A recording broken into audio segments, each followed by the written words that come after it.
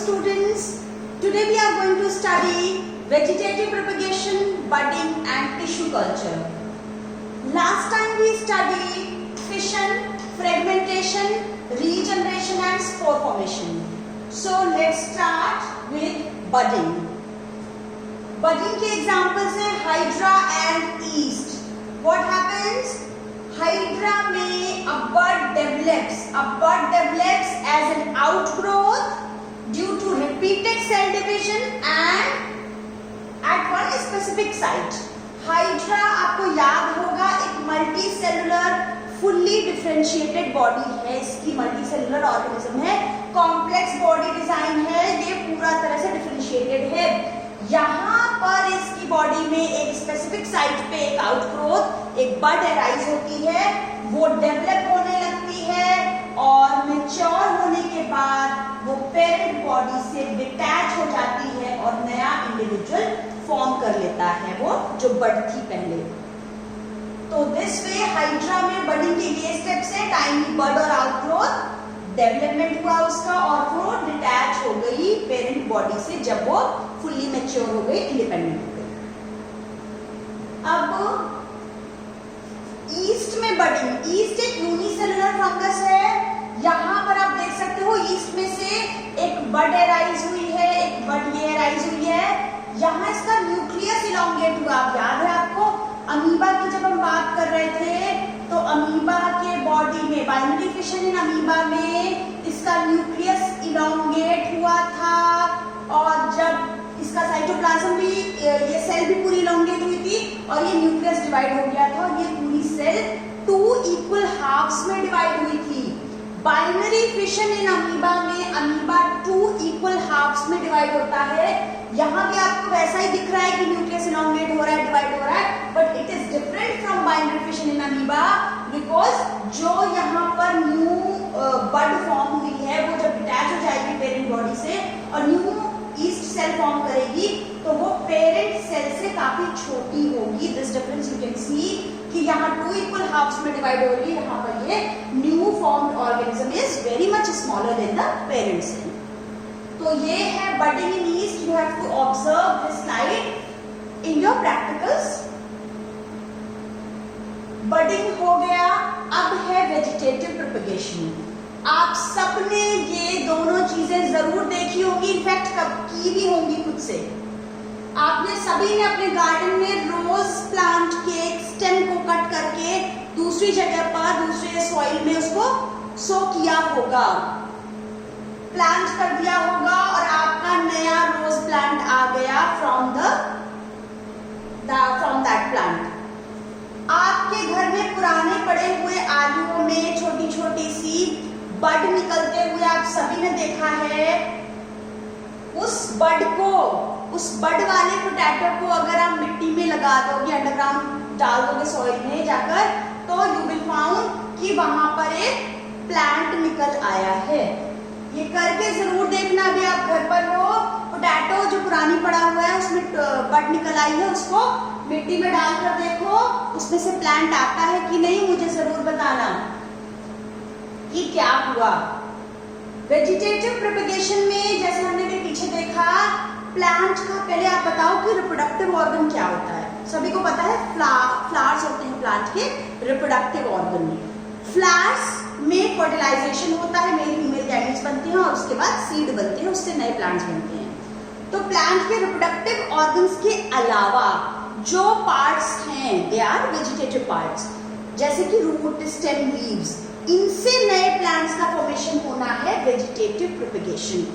तो प्लांट्स के पार्ट्स जैसे कि रूट, स्टेम एंड लीव से नए प्लांट का डेवलप होना. आप देख सकते हो यहाँ पर रूट से नया प्लांट फॉर्म हो रहा है. ये स्टेम है, पोटैटो स्टेम है, ट्यूबर है. जिंजर में राइजोम होता है, ये ट्यूबर, उसके नोड्स में से प्लांट, ये जो नोड्स होते हैं ना, यहाँ से प्लांट निकलते हैं. ठीक है.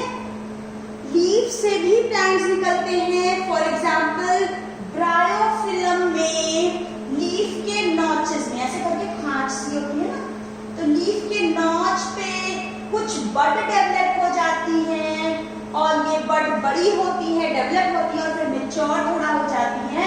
ग्रो करने के बाद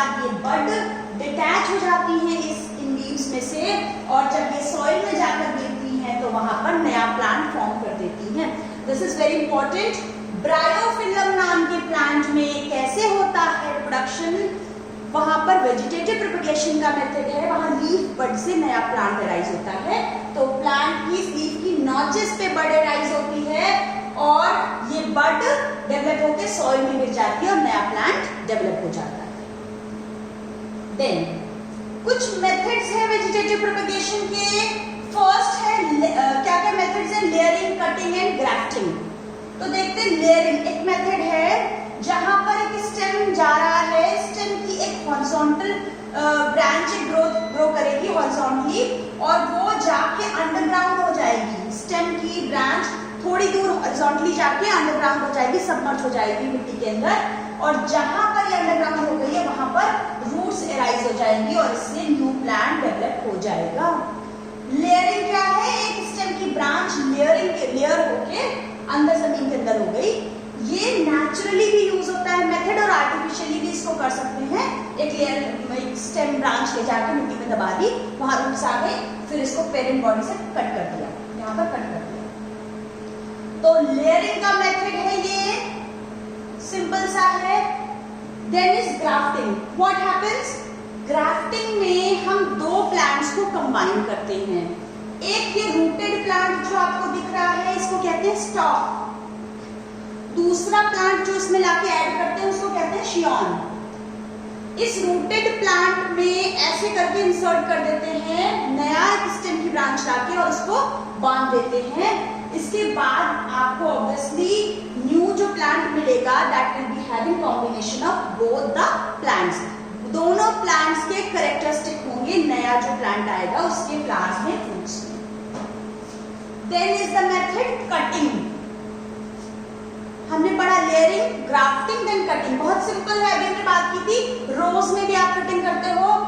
किसी प्लांट के स्टेम को कट करा, उस कट पोर्शन को आपने मिट्टी में लगा दिया और उसमें से नया प्लांट ग्रो होने लगा, लीव्स आ गई और देखो बड आ गई, फ्लावर भी आ गया, नया प्लांट ग्रो हो जाएगा स्टेम के कट पोर्शन से। This is the method of cutting. ये आर्टिफिशियली की जाती है। आपको बहुत इंपॉर्टेंट है advantages of vegetative propagation. Vegetative propagation के 3 एडवांटेजेस अभी हम पढ़ेंगे, बहुत सारे होते हैं, बहुत इंपॉर्टेंट है, आप तीनों अच्छे से याद कर लेना, एग्जाम में पूछा भी जाता है। तो पहली चीज समझने से पहले क्वेश्चन है मेरा, अगर आप कोई सीड मिट्टी में डालोगे तो उसमें से जल्दी से प्लांट निकलेगा, जल्दी से फ्लावरिंग और फ्रूटिंग होगी, या स्टेम की कटिंग को मिट्टी में लगा दोगे तो जल्दी से प्लांट आएगा और फ्लावरिंग और फ्रूटिंग होगी। आपका जवाब बहुत मुझे पता है, सिंपल सा क्वेश्चन है जिसका आंसर है कि अगर हम स्टेम की कटिंग लगा देंगे तो ऑब्वियसली जल्दी से नया प्लांट उग जाएगा in comparison to seed. Seed आप डालोगे मिट्टी में तो काफी लंबी प्रोसेस के बाद उस सीड में से प्लांट बनेगा। तो सिंपल पहला एडवांटेज यही है कि वेजिटेटिव प्रोपगेशन से बनाए हुए पौधे they can bear fruits and flowers earlier than those produced from seeds. ये वाले में जल्दी फ्लावरिंग और फ्रूटिंग होगी इन कंपैरिजन टू दीज जो सीड से बनेंगे। अब वेजिटेटिव प्रोपगेशन के थ्रू ऐसे प्लांट्स को भी ग्रो करा सकते हैं जो सीडलेस हैं, जिन्होंने सीड बनाने की एबिलिटी खत्म कर दी है। आपको पता है सीड कैसे बनते हैं, फ्लावर में सेक्सुअल रिप्रोडक्शन होता है, पॉलन ग्रेन आता है स्टिग्मा पे, आप पढ़ोगे इसको बाद में। तो सेक्सुअल रिप्रोडक्शन के थ्रू सीड बनते हैं और जो सीड फॉर्म होते हैं उसको हम जमीन में डाल देते हैं और न्यू प्लांट आ जाता है। पर वेजिटेटिव प्रोपगेशन के थ्रू ऐसे प्लांट्स को भी हम ग्रो करा सकते हैं जिनमें सीड्स नहीं होते हैं, जिन्होंने अपनी सीड प्रोड्यूस करने की कैपेसिटी खत्म कर दी है। For example banana, orange, rose and jasmine, you can see. Okay, next simple सी बात है, ये भी आपको बहुत इजीली समझ में आ जाएगी कि अगर ये पेरेंट प्लांट है, इसमें से ये स्टेम ब्रांच गई है और इससे नया प्लांट उगाएगा, तो क्या होगा आपको अच्छे से पता है कि इस न्यू प्लांट में, क्योंकि इसका पेरेंट प्लांट ये है, इस न्यू प्लांट में भी वो सभी कैरेक्टर्स होंगे जो इस पेरेंट प्लांट में है। Means this newly formed plant will be genetically similar to the parent plant. आपको ये क्वालिटी पता है, इसीलिए आप सुंदर से रोज फ्लावर वाले प्लांट को स्टेम कटिंग करके आप लगाते हो। आपको पता है कि जो नया हमने प्लांट बनाया है, लगाया है, इसमें भी पिछले प्लांट के जैसे ही सुंदर रोजेस आएंगे। तो जो भी वेजिटेटिव प्रोपगेशन से प्लांट्स प्रोड्यूस होते हैं वो जेनेटिकली सिमिलर होते हैं। इस प्रॉपर्टी को यूज करते हुए हम सुंदर बहुत सारे प्लांट्स को लगा सकते हैं। अब हम पढ़ने जा रहे हैं टिश्यू कल्चर। टिश्यू कल्चर क्या होता है, सबसे पहले देखते हैं। आप 9th क्लास में पढ़ चुके हो, प्लांट में ग्रोइंग टिश्यू होता है, मेरिस्टेमेटिक टिश्यू होता है। प्लांट में ग्रोथ पूरे बॉडी में यूनिफॉर्म नहीं होती है, कुछ स्पेसिफिक एरियाज में ग्रोथ होती है। तो प्लांट की, हम किसी प्लांट को लेते हैं, किसी प्लांट की ग्रोइंग टिप में से कहीं पे भी ग्रोइंग टिप्स में से हमने सेल्स को निकाल के आर्टिफिशियल मीडियम में ले लिया। ये देखो हमने सेल्स ले ली है आर्टिफिशियल मीडियम में। अब हमने क्या किया, इसमें हमने इसको न्यूट्रिएंट मीडियम में डाला। यहाँ पर हमने न्यूट्रिएंट मीडियम डाला, न्यूट्रिशन प्रोवाइड करेंगे। तो जो सेल्स ली थी वो सेल्स रैपिडली डिवाइड होकर उन सेल्स ने बना लिया अनडिफरेंशिएटेड सेल मास, जिसको हम कहते हैं कैलस। अनडिफरेंशिएटेड सेल मास है कैलस। क्यों? क्योंकि हमने इसको न्यूट्रिएंट मीडियम में डाला है, न्यूट्रिशन प्रोवाइड किया है उन ग्रोइंग सेल्स को, जिस वजह से उन सेल्स ने तेजी से ग्रोथ की और फॉर्म कर लिया अनडिफरेंशिएटेड सेल मास कैलस। अब क्या होगा, उस कैलस, अभी तो अनडिफरेंशिएटेड है, डिफरेंशिएट करना आने के लिए क्या करेंगे, हम पढ़ चुके हैं ग्रोथ हार्मोन्स अप्लाई करेंगे। तो हम क्या करेंगे, कैलस के पोर्शन को ले लेंगे अलग अलग टेस्ट ट्यूब्स में, वहां पर हम क्या डाल देंगे, ग्रोथ हार्मोन्स डाल देंगे। तो जब हम ग्रोथ हार्मोन कंटेनिंग मीडियम में इसको डालेंगे तो इसमें रूटिंग और स्टेम फॉर्मेशन हो जाएगा, यानी कि डिफरेंशिएशन हो जाएगा, रूट्स और स्टेम आ जाएंगे, ये प्लांटलेट बन जाएगा। इस प्लांटलेट को निकाल के हम सॉइल में डाल देंगे, सॉइल में लगा देंगे तो नया प्लांट फॉर्म हो जाएगा। बहुत सिंपल सा मेथड है टिश्यू कल्चर का। अब पूरी प्रोसेस को एक बार में देख लेते हैं। स्टेम के किसी ग्रोइंग रीजन में से हमने सेल्स को निकाला, उसको न्यूट्रिएंट मीडियम में डाला, तो undifferentiated cell mass callus form हो गया है। और जब उसको हम हार्मोन वाले मीडियम में डालेंगे, यहाँ पर हम हार्मोन डाल देंगे, तो यहाँ पर डिफरेंशिएशन हो जाएगा और ये प्लांटलेट फॉर्म हो जाएगा। इस प्लांटलेट को फिर हम ले जाके सॉइल में ग्रो करा देंगे। This is all about tissue culture. अब टिश्यू कल्चर के थ्रू बहुत इंपॉर्टेंट बात है, हम ऑर्नामेंटल प्लांट्स को ग्रो करा सकते हैं। ऐसे प्लांट्स जिनको हम घरों में सजाने के लिए यूज करते हैं, सुंदर से प्लांट्स, ऑर्नामेंटल प्लांट्स को हम टिश्यू कल्चर के थ्रू ग्रो करा सकते हैं। स्मॉल पार्ट ऑफ सेल से, स्मॉल पार्ट ऑफ टिश्यू से हम लार्ज नंबर ऑफ प्लांट्स बहुत कम टाइम में ग्रो करा सकते हैं। सेकेंड वेरी इंपॉर्टेंट थिंग कि हम इस मेथड से डिजीज फ्री प्लांट्स भी ऑब्टेन कर सकते हैं। कैसे? किसी प्लांट को डिजीज है पर उसके ग्रोइंग एरियाज में मेरिस्टेमेटिक टिश्यू में जो रैपिडली डिवाइड हो रही है सेल्स, वहां पर डिजीज नहीं पहुंच पाएगी, वहां डिजीज अभी नहीं है, बाद में हो जाएगी। तो हम क्योंकि इस डिजीज प्लांट में से भी उसके ग्रोइंग एरियाज को निकाल रहे हैं, तो नए प्लांट्स जो भी मिलेंगे वो डिजीज फ्री होंगे। तो हम एक डिजीज्ड प्लांट से भी टिश्यू कल्चर मेथड यूज करते हुए डिजीज फ्री प्लांट्स ऑब्टेन कर सकते हैं। This is all about tissue culture. Thank you.